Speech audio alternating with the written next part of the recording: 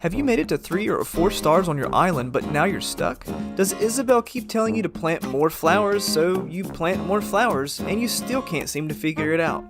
In this video, I'm going to show you the 3-step process for getting a 5-star island, and we're getting started right now. So, we've all been stuck in the infinite Isabelle loop, right? We get a 3-star island rating, and we're like, okay, now we can terraform, so flatten the entire island. But after about 3 minutes of this, you determine it's too much work, and now your thumb hurts, so maybe it's time for a snicky snack. And then while you're eating your snicky snack, you tell yourself, God, I'm stuck with this stupid clown and this stupid chicken, so I guess the least I can do is decorate the place, right? Wrong. Because Isabelle is such a nice person, she's too afraid to tell you what exactly you need to do.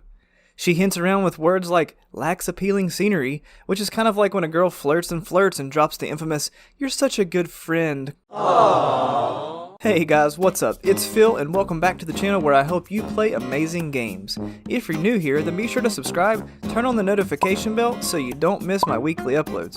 Be sure to hit the like button if this video is helpful, and I really appreciate the support. Speaking of support, a quick shout out to the sponsor of this video, Bravo Studio, and their Animal Crossing Nintendo Switch accessories. Bravo Studio has a ton of great Animal Crossing themed products for your Nintendo Switch, including carrying cases and tote bags, and they're all made with high quality materials. They sent me one of their carrying cases and the quality and functionality is spot on. It's by far the best Animal Crossing Switch accessories for the money and has a ton of 5-star customer reviews. Click the link below that will automatically add a 10% discount to your Amazon cart and get yourself hooked up with this sweet deal. But you need to hurry because this 10% discount is only valid for the next month. Okay, so before I start barreling into all of these factual statements, I want to be sure that you know all this information is coming from the Animal Crossing New Horizons official companion guide and the data mining community. Thanks guys. And lastly, a lot of testing on my part. So how do you get your island from a 3 or 4 star island rating to the max of 5 stars? Well, it's easy. You just have to have at least a total of 665 development points and at least 450 scenery or nature points. Isabelle will judge your island based on these 2 categories, the development category of your island and the scenery or the nature aspect of your island. And your star rating comes from whichever category has the lowest points. Mostly you'll get your development points for things like the buildings, the bridges, and the inclines, how many villagers you have, and how many weeds are on your island, but also the fencing and the non-DIY furniture pieces that are placed throughout your island. You know how Isabelle keeps saying that your island lacks appealing scenery and that you should decorate the island from head to toe? Well, if you read on a little bit further, she'll tell you if you need to improve the development category or not. You'll need a total of 665 development points, and we'll discuss how to max that out in the upcoming section. So the scenery category is probably what you expected it to be, which are things like flowers, the trees, bamboo, and bushes, but it also includes DIY furniture. Each fully grown tree and fully grown flower counts as a single point in the scenery category, and you'll need a total of 450 points in this category. Now, you can only get a max of about 190 points for trees, bamboo, and bushes, and then we'll start to see a negative impact. And as a matter of fact, if you get more than 220 points combined for the trees and bushes, then Isabelle will actually tell you to remove some of them, and the game puts a barrier so that you can't get more than a 4-star island rating. But the flowers are a bit different, and you can have as many as you want without a penalty, which becomes a super valuable piece of knowledge. Now, before we dive into the 3-step process, let's discuss what can negatively impact your star rating. And these things are super important because if you still follow the 3-step process and still have these negative things happening on your island, then the process becomes a bit worthless. So having more than 100 weeds will cause a negative impact on your island. And I've seen a lot of debate here, but according to both the companion guide and the data mining community, there is a negative impact, but it just won't happen until you have at least 100 weeds on your island. Having 15 or more dropped items on the ground will cause you to be capped at 4 stars on the development category. If you have more than 45 items placed within an 8x8 square, then you'll be stuck at 4 stars for the development category. Placing 6 of the exact same item in an 8x8 square will also cause you to be penalized on your development points, so be sure to keep a variety and have fun with it.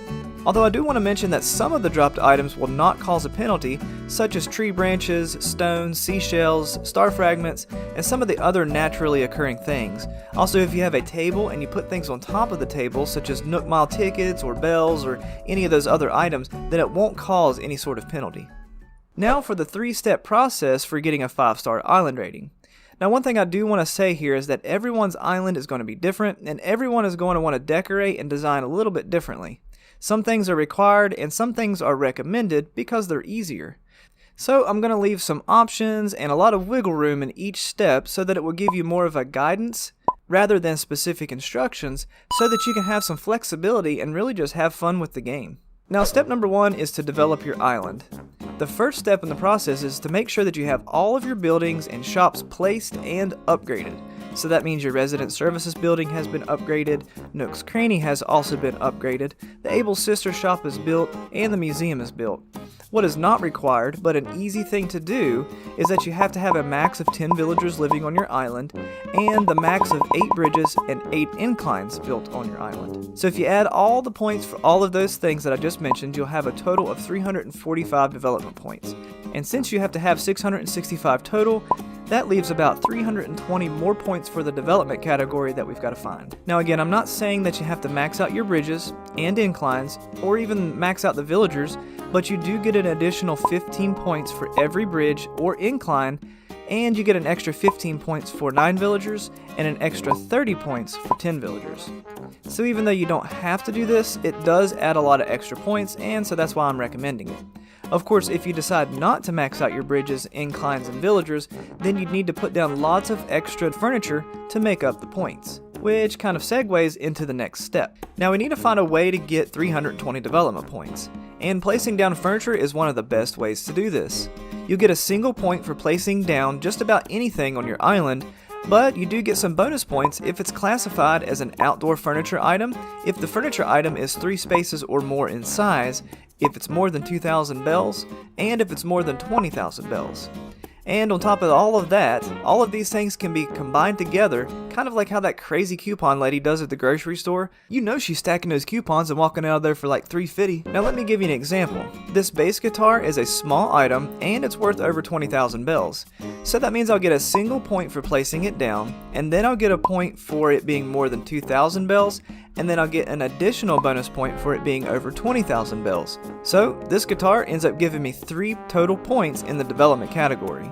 Now if it's a large item that covers 3 spaces and it's over 20,000 bells, you'd get a point for placing it down, you'd get 3 bonus points for it being a large item, and a point for it being more than 2,000 bells, and then another point for it being more than 20,000 bells, and that equals 6 total points. But wait, there's more. You can also get an extra half bonus point if the item is classified as an outdoor furniture piece. So you can quickly see what we need to do here. If you want to add development points quickly, you should focus on large and expensive items, or at least expensive items. Now since Isabelle only gives subtle hints, you'll need to speak with her frequently to check on your island eval, just to make sure you're still lacking in the development category. She will say things like lacks appealing scenery, which can be confusing, but if you read a little bit further, she'll tell you if you need points in the development category or not. She might say things like buy furniture from Nook Stop to decorate with, alluding to the development category. And I did confirm this with my testing. Isabelle told me I was lacking appealing scenery and needed to place some more furniture that I could purchase from the Nook Stop, and after I did that, she complimented me on it, and that let me know that I was going in the right direction. So when this happens, keep improving your island with furniture, and then keep checking back with Isabelle to see what to do next. Now I do want to make some recommendations here, but it's not necessarily written in stone that you must do it this way, but I do feel like it's very practical and simple things that you can do, and that's why I'm suggesting it. What I like to do here is to build a yard for every villager's house. Place a fence around it so you get some points there, and then place a little scene with various non-DIY furniture items. Also, placing fencing around the buildings and building other little scenes on the beach and other areas around your island really helped me, and it's helped others, so it might help you too. Just be sure to keep a variety of items in each area and have fun with it.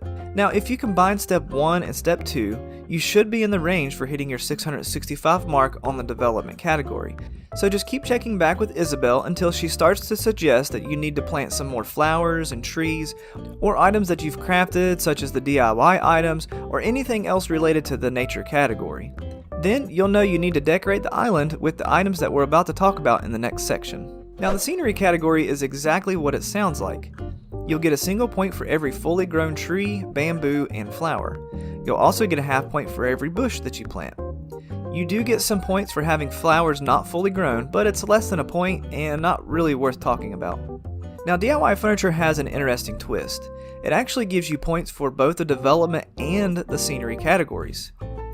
You'll get the same amount of points in the development category for the DIY furniture that we just talked about because you're simply placing something down on your island.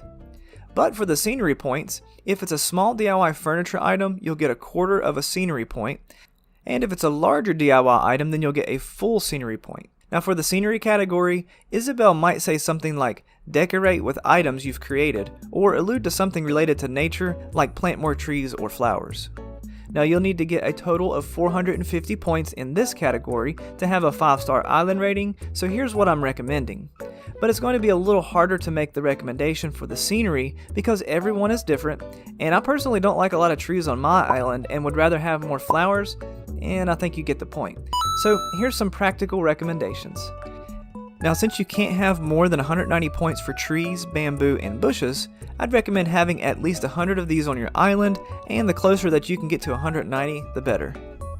Okay, now with the flowers, there is a Nook Miles task called Flower Power, and this task will actually track how many flowers you've planted up to 300.